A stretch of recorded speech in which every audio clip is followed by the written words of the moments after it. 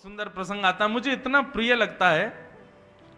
जगन्नाथ भगवान के एक परम भक्त हुए श्री माधव दास, बड़े विद्वान थे, बड़े ज्ञानी थे, पर रहनी सहनी करनी और स्वरूप ऐसा कि देख के आदमी को यूं समझे अरे बच्चा कोई गरीब है बेचारो, ऐसी डुल्लो है, लेकिन बड़े विद्वान थे। काशी का एक विद्वान, उसका एक ही काम था जगह जगह जाना और वहां के विद्वानों को चुनौती देना कि आओ मुझसे शास्त्रार्थ करो। एक बार उसको काशी के किसी विद्वान ने कहा, सुनो तुम सबसे शास्त्रार्थ करते रहते हो, तुम में हिम्मत है तो जगन्नाथपुरी के माधव दास को हरा के दिखाओ। बोले हरा दिया तो? बोले तुम मान जाऊंगा मैं तुमको कि तुम विद्वान हो, तुम जाओ पुरी में जाके माधव दास से शास्त्रार्थ करो, उसको हरा दो, और सुनो एक भोजपत्र में उनसे लिखवा के लाना कि वो तुमसे हार गए और नीचे उनका हस्ताक्षर हो माधव दास, तब मैं मानूंगा कि तुमने उनको हरा दिया। काशी का विद्वान पहुंच गया जगन्नाथपुरी, पूछते पूछते कहां है माधव दास, पहुंच गए उनके कक्ष में। माधव दास जी ने जैसे देखा कोई परम विद्वान आया है, तुरंत दंडवत प्रणाम किया, बोले आज मेरे भाग्य खुल गए, आप पधारे। विद्वान ने कहा देखो भैया हम तुमसे शास्त्रार्थ करने आए हैं, तुमको हराने आए हैं। माधव दास बोले शास्त्रार्थ मत करो, मैं पहले ही हार गया, मैंने स्वीकार कर ली कि मैं हार गया। नहीं नहीं नहीं, शास्त्रार्थ करो हमसे। माधव दास जी बोले शास्त्रार्थ क्या करना भगवान, आप मेरी कुटिया पे पधारे हैं, मैं मान गया ना कि मैं हार गया, आप जीत गए मैं हार गया।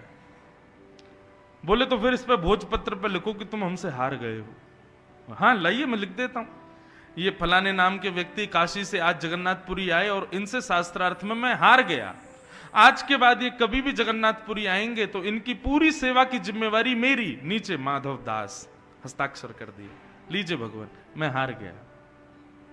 काशी के विद्वान पूरी दर्शन करके चले गए काशी, और उस विद्वान जिसने चुनौती दी थी उसको जाके कहा ले हरा दिया तुम्हारे माधव दास को। बोले ऐसा हो नहीं सकता। बोले देखो उसने खुद ने लिखा है। जैसे पत्र खोल करके देखा, ये अमुक नाम के व्यक्ति काशी से आज जगन्नाथपुरी आए, इन्होंने आकर के शास्त्रार्थ किया और शास्त्रार्थ में मुझसे बुरी तरह हार गए, आज के बाद ये कभी भी जगन्नाथपुरी आएंगे तो मेरे को प्रणाम करेंगे, मेरी सेवा करेंगे, काशी से मेरे लिए बहुत सारी सेवा लेके आएंगे। नीचे माधव दास। अब वो जो विद्वान था वो सिर पकड़े, बोले नहीं नहीं नहीं नहीं ऐसा नहीं लिखा है, ये लिखा है कि वो मुझसे हार गए। बोले तुम खुद पढ़ो। उसने पढ़ा तो उसमें लिखा था कि ये व्यक्ति माधव दास से हार गए। रात में फिर भागे जगन्नाथपुरी, 2-3 दिन में पहुंचे, माधव दास को जाके पकड़ा, छल करते हो मेरे साथ? बोले भगवान मैंने क्या किया, क्या लिखा है पत्र में? माधव दास जी ने पत्र पढ़ा, बोले अरे लेखनी तो हमारी है लेकिन ये शब्द मेरे नहीं है, मैंने ऐसा नहीं लिखा था भगवान, ये कुछ गड़बड़ हुआ है, यहां पर किसी ने टोना टोटका किया इसके ऊपर, मैंने तो यही लिखा था कि मैं हार गया हूं। बोले भगवान बहुत बड़ी भूल हो गई मुझसे, मेरे से ही गलती हो गई होगी, आप बताओ अब क्या करना है, अब क्या करना, आप जो कहेंगे मैं करने को तैयार। बोले नहीं शास्त्रार्थ करो और हमसे हारो। माधव दास जी बोले, क्योंकि माधव दास को पता था कि मुझे हरा नहीं पाएंगे। माधव दास बोले शास्त्रार्थ रहने दो, मैं हारा हुआ स्वयं को, आप जो कहोगे मैं कर लूंगा। बोले तो फिर एक काम करो। बोले क्या? मुंह पे कालीत पोतो, गधे पे बैठो, चप्पलों की माला पहनो और पूरे जगन्नाथपुरी में ढिंडोरा पीट के कहो कि मैं काशी के इस विद्वान से हार गया। माधव दास जी बोले जो आज्ञा, मैं करने को तैयार हूं। और कब करोगे? बोले बस मेरा अभी दर्शन का समय है, मैं जगन्नाथ भगवान का दर्शन कर दूं, आप गधा लियाओ, कालीत भी लियाओ और चप्पलों की माला भी बना के रख लो, मैं जैसे दर्शन करके बाहर आऊंगा माला पहना देना, कालीत पोत देना, गधे पे बैठा देना, पूरे नगर में हल्ला कर दूंगा कि मैं हार गया। माधव दास जी चले गए मंदिर में और वो जो काशी के विद्वान थे वो चले गए गधा आदि लेने। वो गधा लेके चप्पलों की माला कालीत एक कटोरा में भर के ले आए। इंतजार कर रहे हैं माधव दास आए तो उसको पोत के बैठाऊं। अब यहां माधव दास तो जगन्नाथ जी का दर्शन कर रहे थे। जगन्नाथ जी आज थोड़े क्रोधित बैठे थे। सो एक रूप से तो जगन्नाथ जी वहीं थे, दूसरे रूप से जगन्नाथ जी ने माधवदास जी का रूप धारण किया और माधवदास जी का रूप धारण करके जगन्नाथ जी बाहर आ गए। बाहर आकर के उस विद्वान से बोले कहिए। बोले बैठो गधे पे। बोले सुनो, इसको रहने दो, पहले तुम शास्त्रार्थी कर लो मुझसे, आओ हरा दो हमको, बैठ जाएंगे। वो तुम तो कह रहे थे कि बिना शास्त्रार्थ के हारा। अब ठीक है, मेरा मति बदल गई, दर्शन करने गया ना, तो अब मेरे को आया कि नहीं पहले शास्त्रार्थ कर लेना चाहिए, करो शास्त्रार्थ। अब महाराज जैसे शास्त्रार्थ प्रारंभ हुआ, भगवान से कौन जीते। ऐसा हराया कि महाराज भीड़ इकट्ठी हो गई वहां पर, सब ताली बजाने लगे, माधवदास जी की जय जयकार करने लगे। काशी का ब्राह्मण कहने लगा, बोले भगवान क्षमा कर दो। नहीं क्षमा नहीं, बैठो गधे पे बैठो। विद्वान को बैठा दिया गधे पे, मुंह पे पोत दी काली, चप्पलों की माला गले में पहना दी। बोले पूरे नगर में हल्ला करके आओ कि मैं माधवदास से हार गया।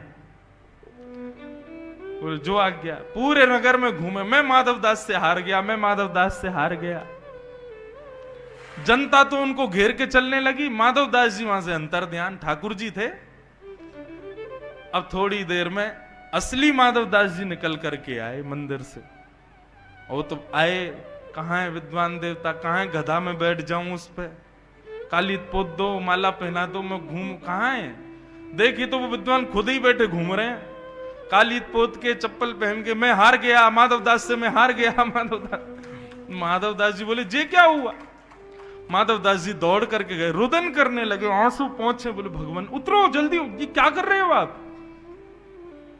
अपनी धोती से उनका मुख पहुंचने लगे। भगवान ये आपने क्या किया, थोड़ी देर प्रतीक्षा करते, मैं आ तो गया था। विद्वान बोले तेरे पांव पड़ू भैया, तू मुझसे दूर ही रहे, तेने मुझे बहुत बुरी तरह हराया है, तू कोई अद्भुत व्यक्ति है, तू साधारण व्यक्ति नहीं है। बोले मैंने हराया, कब।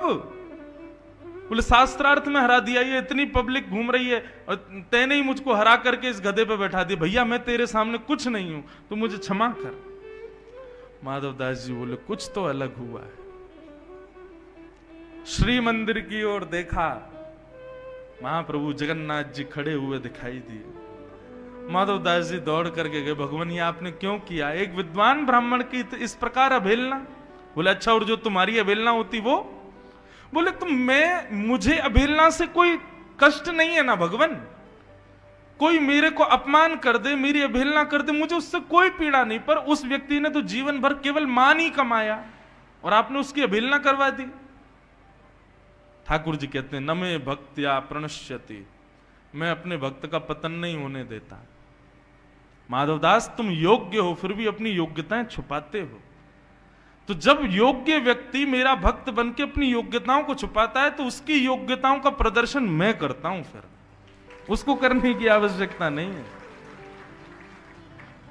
पर हम कहां भूल करते हैं, हम योग्य हैं इसको बताने में कभी कसर नहीं छोड़ते, अपनी चतुराई को प्रदर्शित करने में कोई कसर नहीं छोड़ते। इसलिए भैया निवेदन है, भोले बने रहो, सरल बने रहो, सहज रहो, ज्यादा चतुर मत बनो।